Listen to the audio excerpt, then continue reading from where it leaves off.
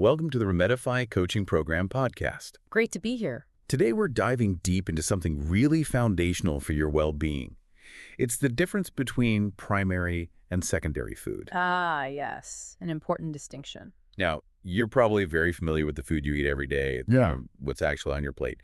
But we're going to explore why understanding both these types of nourishment is, well, absolutely key to feeling your best. It really is. It's so easy to just focus on the food itself when we think health. And yeah, that's hugely important, obviously.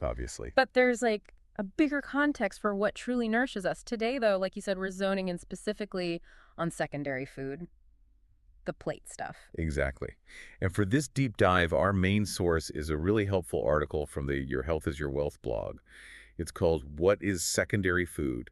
Understanding the Basics. Good resource. Clear and concise. Yeah, we're going to unpack the key ideas from this article. They're super relevant for anyone on a health journey. Our mission today, pretty straightforward.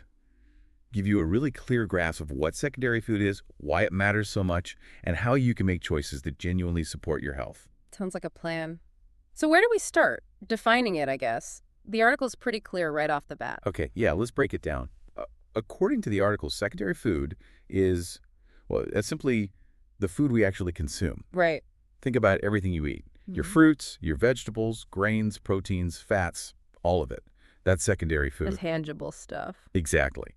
And the article really hits home that this is directly, like profoundly linked to our physical well-being. It's the stuff that gives our bodies the actual materials they need to, function. And it's interesting how the article kind of sets the scene by mentioning primary food first, even though our focus is secondary. Right, that contrast. Yeah.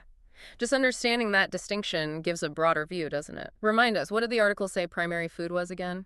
Okay, so primary food, as the article introduces it, isn't food at all, really. It's those other parts of life that also feed us. Metaphorically? Yeah, metaphorically. Things like the quality of our relationships, feeling fulfilled in our work or career, our spiritual connection or sense of purpose, and physical activity moving our bodies. All crucial for overall well-being. Definitely.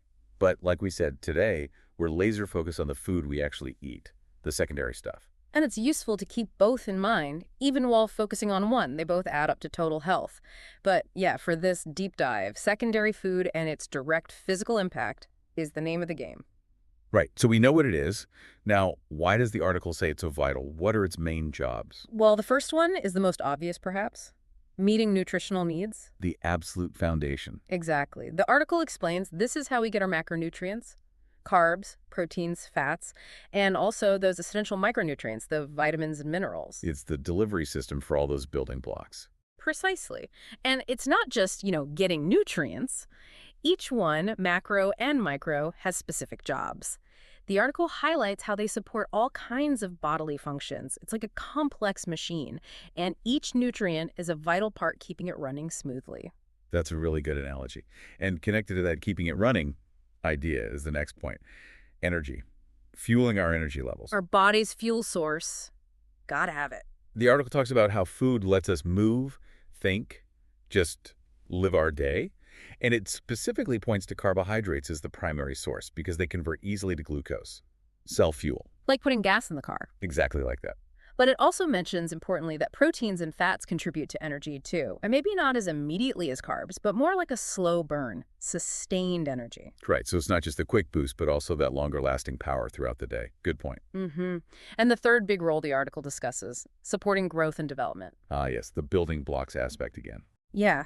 It explains how secondary food provides what our bodies need to repair tissues, build bone, develop muscle, all that construction work. And it specifically calls out protein for muscle growth and repair. Yeah. That's something you hear a lot, especially if you're active. You definitely do. Protein gets the spotlight for muscle stuff. But, like the article implies, all the other nutrients, vitamins, minerals, fats, they all chip in for growth and maintenance throughout life. It's not just when you're like a kid growing taller. It's constant renewal. That's so true. It's an ongoing process. Okay, so we've got the what and the why. Secondary food is the stuff we eat, and it's vital for nutrients, energy, and growth. Now, the article gets really practical, empowering healthy choices. Yes, the how-to. And the first point is balancing those macronutrients. Carbs, protein, fat. Finding the right mix. Exactly. It stresses getting them in appropriate proportions, not cutting things out completely necessarily, but getting a good balance for your needs. Your activity level matters, your goals matter. And it reminds us why we need each one. Carbs for that quick energy. Proteins for building and repair. Right. And fats, which sometimes get unfairly demonized for things like hormones and absorbing certain vitamins. It's a team effort, really. Each one plays a part. Depriving yourself of one can mess things up elsewhere. That balance is key for the long haul. Okay, balanced macros. Makes sense. What's next on the practical list? This is a big one, and you hear it everywhere for good reason. Prioritizing whole foods. Yes, the article really hammers this home. Choosing the apple over the apple-flavored snack bar. Exactly. Or fresh veggies over, say, heavily processed veggie chips. Whole grains instead of refined white flour. Because those whole foods are just packed with the good stuff, right? Vitamins, minerals, fiber. Absolutely. They're nutrient dense, and the article points out they're in their natural state or close to it. So they haven't had nutrients stripped away, and crucially, they don't usually have a bunch of added sugar, unhealthy fats, or weird artificial things added in. It gives examples, right? Fresh fruits, veggies, whole grains, lean proteins, the foundation. Those are the stars. It's often about those simple swaps. Whole grain toast instead of white toast. Brown rice instead of white rice. You just get so much more bang for your nutritional buck. Makes total sense. Okay, so balance macros, prioritize whole foods. What's the third piece of advice? Moderating portion sizes. Ah, the tricky one for many of us. Tell me about it. The article highlights how important portion control is for managing weight and just not overdoing it. It's not only what you eat, but how much. So true. And it gives practical tips, right? Yeah, simple things like actually looking at serving sizes sometimes, being mindful. Instead of just piling it on. Right. And maybe the most powerful tip, tuning into your body's signals. Are you actually hungry? Are you full? Listening to that. That takes practice. It does. But the article also suggests things like using smaller plates. That visual cue can really help, and just being aware of foods that are super calorie dense, where it's easy to eat a lot without realizing. Those are all really actionable. It's about awareness, really. Paying attention to the plate and the body. Exactly. Which leads perfectly into the article's concluding point, connecting all this back to your overall health. Right, bringing it all together. It emphasizes that eating isn't just about stopping hunger pangs. No, it's about actively nourishing yourself, giving your body the essential stuff it needs for a healthy, fulfilling life. Inside-out nourishment.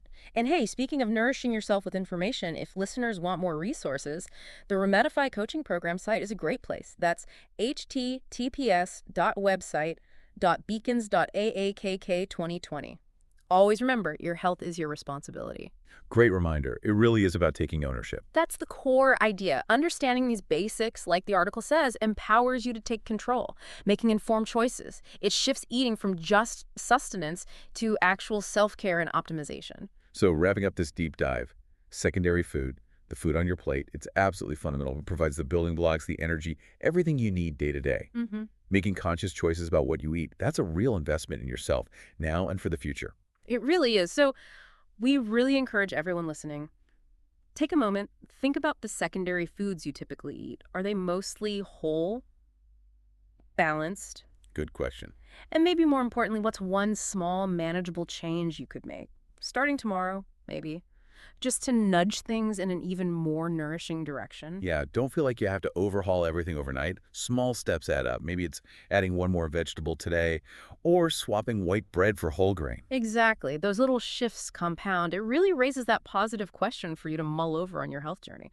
What's one step I can take? A perfect thought to end on. Every small step towards better secondary food choices makes a difference. Thanks so much for listening to the Remedify Coaching Program podcast.